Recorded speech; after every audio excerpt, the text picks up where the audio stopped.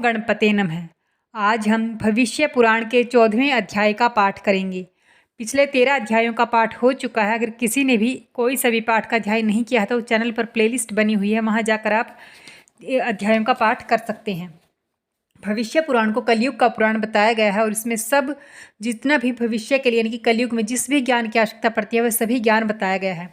आज के अध्याय में दुर्भगा स्त्री यानी कि जिस पति की काफ़ी पत्नियां हो या फिर जिसे पति प्रेम नहीं करता तो उसके लिए आचरण बताया गया है कि वह किस तरह से व्यवहार करे कि उसका पति उसके अनुकूल हो जाए। तो आज हम सुनते हैं 14वां अध्याय। बहुत ही महत्वपूर्ण है ये। ब्रह्मा जी कहते हैं कि हे मुनीश्वरों, अब हम दुर्भगा अर्थात जिस पर पति अति क्रोधयुक्त हो और कभी उसका आदर न करे उसके लिए जो आचरण योग्य है उसका वर्णन करते हैं। यानी कि जिस पर पति हमेशा अधिकतर क्रोधित ही रहता है, उसका आदर नहीं करता, तो उसके लिए उस पत्नी के लिए क्या आचरण योग्य है, उसे क्या करना चाहिए, उसका कैसा व्यवहार होना चाहिए पति के प्रति और बच्चों के प्रति और पूरे गृहस्थ के लिए, तो उसका वर्णन है। दुर्भगा स्त्री व्रत उपवास आदि किया करे। दुर्भगा स्त्री वही है जिस पर पति क्रोधित होता है और उसका आदर नहीं करता, यानी कि उसे व्रत उपवास यानी कि भगवान में ध्यान अवश्य लगाना चाहिए। और जिस दिन कुछ विशेष कृत्य घर में हो उस दिन सब काम प्रीति से करें, यानी कि घर में जब कोई विशेष कार्य हो तो उस दिन सब काम प्रीति से करें, यानी कि प्रेम से करें। अपनी निंदा सपत्नियों की प्रशंसा करें, यानी कि अपनी बुराई और सपत्नियाँ यानी कि जो दूसरी पत्नियाँ हैं उनकी प्रशंसा करें। और भर्ता के आगे कभी ईर्ष्या प्रकट न करे। भर्ता यानी कि पति, यानी कि पति के आगे कभी भी ईर्ष्या प्रकट न करे, यानी कि जलन प्रकट न करे कि उसे दूसरी पत्नियों से जलन है कि वो अपने पति की प्रिय हैं। इस बात की जलन कभी भी प्रकट न करें पति के समक्ष। और सदा यही कहती रहें कि मेरी सरीखी स्त्री को यही बहुत कुछ है कि ऐसे उत्तम पति की भार्या कहाती हूँ। यानी कि हमेशा इस बात का बखान करती रहें कि मेरे लिए तो यही सब कुछ है कि मैं आपकी पत्नी हूँ, मेरे इतने उत्तम पति हैं।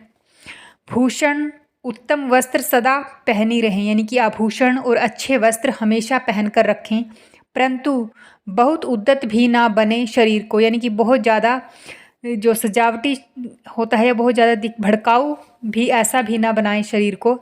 हाथ पैरों को दांतों को अति स्वच्छ रखें, यानी कि साफ सफाई अवश्य रखें। हाथ पैरों को दांतों को इनकी सफाई बहुत अच्छी रखें।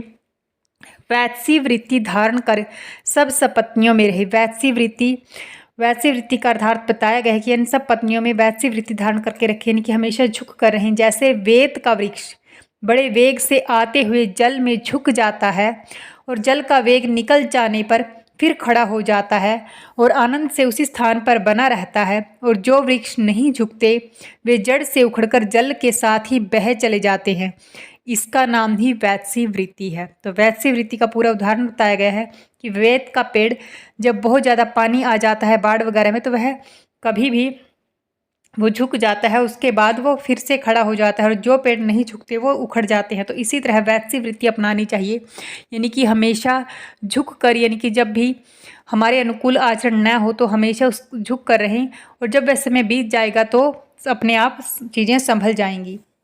इसका नाम ही वैत्सी वृत्ति है। जो स्त्री पति की बहुत प्रिय हो उससे बहुत स्नेह रखें, यानी कि जो आपके पति की काफ़ी पत्नियां हैं तो अगर जो पत्नी पति की बहुत प्रिय है उससे बहुत प्रेम रखें। जिस कार्य में पति की इच्छा देखें उसको करें। जिस कार्य में पति की इच्छा दिख रही है आपको कि पति चाहते हैं कि इस कार्य को तुरंत किया जाए या उन्हें बहुत प्रिय है तो उसको अवश्य करें। भंडार वस्त्र अन्न तांबुल गंध औषध पान के द्रव्य आदि को आज्ञा बिना हाथ न लगावें, यानी कि भंडार की सामग्री हो, वस्त्र हो या कोई भी ऐसी चीज़ जैसे अन्न गंध औषध, ऐसी चीज़ों को बिना आज्ञा के हाथ नहीं लगाना चाहिए। और लेकिन घर में झाड़ू देना चौका लगाना आदि काम बिना आज्ञा भी करें, यानी कि बिना किसी ने ना भी कहा हो तो भी अपने घर की साफ़ सफाई चौका लगाना इत्यादि, यानी कि खाना बनाना और घर की साफ़ सफाई झाड़ू पोछा करना, ये सब काम बिना आज्ञा के भी करने हैं।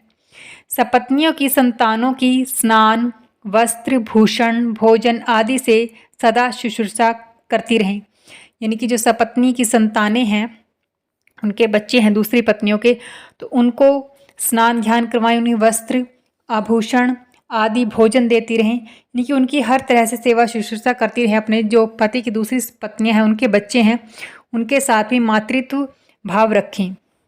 जाति से कोई स्त्री दुर्भगा अथवा सुभगा नहीं होती, यानी कि जाति से कोई भी स्त्री दुर्भगा या सुभगा नहीं होती। उत्तम स्त्री भी भर्ता के चित्त का अभिप्राय न जानने से, उसके प्रति प्रतिकूल चलने से और लोक विरुद्ध आचरण से दुर्भगा हो जाती है। देखिए बताया गया है कि जो उत्तम स्त्री है, यानी कि हर प्रकार से उत्तम है, सुंदर शरीर है, सुंदर काया है, सुंदर लक्षण है, अच्छे लक्षण हैं, लेकिन अगर वह भर्ता के यानी कि अपने पति के चित्त को, पति के मन को न पढ़ पाए और पति के अनुकूल न चले, उनके प्रतिकूल चले और लोक विरुद्ध आचरण करे, यानी कि लोक विरुद्ध आचरण करे, जो संसार में अप्रिय है वह आचरण करे, तो वह इस आचरण से वह दुर्भगा हो जाती है।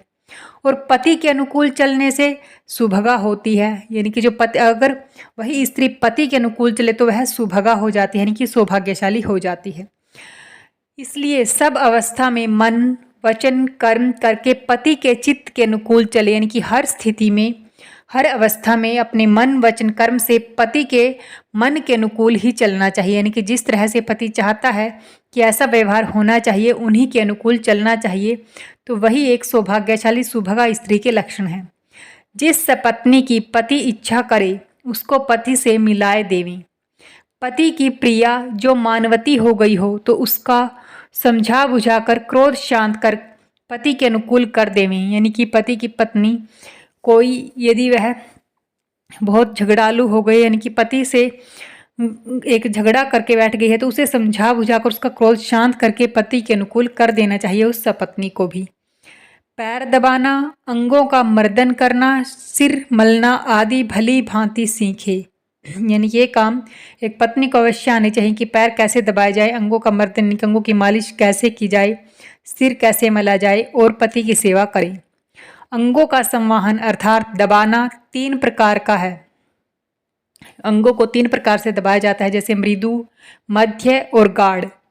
इनकी एक हल्के हाथ से, एक बीच के हाथ, एक मध्यम और एक गाढ़, यानी कि बहुत कठोर, यानी कि बहुत ज़्यादा जोर से दबाना चाहिए। भुजा यानी कि बाजू, उरु, कटी, कमर, पृष्ठ यानी कि पीठ, कंधे, सिर और पैरों में गाढ़ मर्दन करना चाहिए, यानी कि इन्हें जोर से दबाना चाहिए। भुजा होगी, पीठ होगी, कंधे होंगे, कमर होगी, कंधा और सिर और पैरों में, अर्थात इनको जोर से दबाएं और इनको बिना और अंगों के मध्यम और इसके बिना जो बीच बाकी अंग छोड़े गए हैं उनको मध्यम यानी कि हल्के हाथ से दबाएं। और नीचे अंग, नीचे के अंग हैं जैसे नाभि, मर्म स्थान हो गया, हृदय हो गया, हृदय के पास गला, कपोल यानी कि गाल आदि मृदु संवहन करें, यानी कि इनको हल्के हाथ से सिर्फ मालिश यानी कि एक तरह से छूना ही कह लीजिए, तो वैसे संवहन करें, अर्थात इन अंगों को धीरे धीरे दबावें।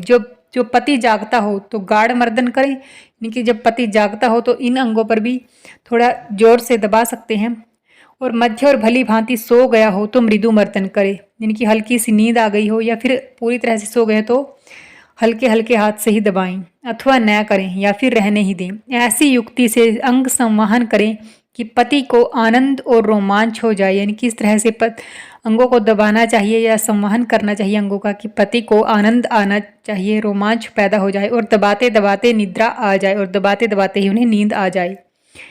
जब पति को एकांत में देखे तब उसके अंगों का मर्दन करें और जिस अंग के मर्दन से आंख मूंदे, रोमांच हो, काम का उद्दीपन हो, उस अंग को विशेषकर दबावें। क्योंकि जब पति एकांत में हो तभी अंगों की मालिश करनी चाहिए, तभी अंगों को दबाना चाहिए। और जब हम अंगों को दबाते हैं तो देखना चाहिए कि जिस अंगों को दबाने से उन्हें आंख मूंद कर रोमांच आता है, यानी कि उन्हें अच्छा लगता है और काम का उद्दीपन होता है, यानी काम वासना जागती है, तो उस अंग को विशेष कर दबाना चाहिए। उरुमूल, और जिस अंग पर पति बार बार हाथ रखे, कि जिस अंग पर पति बार बार कहे कि इसे दोबारा दबाओ, तो उस अंग को भली भांति धीरे धीरे संवहन करें, यानी कि उस अंग पर भली भांति हल्के हल्के हाथ से फिर से दबाना चाहिए या मालिश करनी चाहिए। इस भांति जो दुर्भगा स्त्री भी पति का सेवन करे तो वह पति को अनुकूल कर लेती है। यानी कि इस भांति जो व्यवहार बताया गया है इस अध्याय में, अगर कोई दुर्भगा स्त्री भी है वह भी पति का कि इस तरह से सेवा करती है तो वह भी पति को अपने अनुकूल कर लेती है, वह भी सुभगा स्त्री बन जाती है, सौभाग्यशाली स्त्री बन जाती है और संसार के सुख भोगती है और त्रिवर्ग को पाती है। त्रिवर्ग यानी कि धर्म, कर्म और मोक्ष को पाती है। तो यह दुर्भगा स्त्री का आचरण बताया गया है इस अध्याय में। यह अध्याय या यह वीडियो अगर आपको जरा सी भी अच्छी लगी हो तो प्लीज़ चैनल को सब्सक्राइब अवश्य कीजिए और वीडियो को लाइक ज़रूर कीजिए। अब वीडियो को लाइक नहीं करते हैं प्लीज़ जितने भी लोग देखते हैं तो वीडियो को लाइक अवश्य करें और कमेंट बॉक्स में जय श्री राम अवश्य लिखें। धन्यवाद। जय श्री राम।